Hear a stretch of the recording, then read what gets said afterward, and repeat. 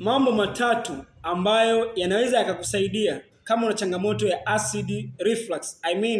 Unapata kiungulia cha mara kwa mara, unapata hali fulani kama ya kuungua kwenye kifua au kwenye umio lako la chakula, au unahisi kama kuna kitu kimekwama kwenye koo, unafanya yaani muda wote unahisi kama kuna kitu kimeganda kwenye koo hakitoki, ni dalili ya kuwa na acid reflux. Kama una changamoto hii, kuna vitu vitatu ambavyo unatakiwa kufanya. Kwanza, take a plenty of water. Take a large glass of water. Unaweza ukachukua maji, ukanywa maji mengi, kunywa maji mengi.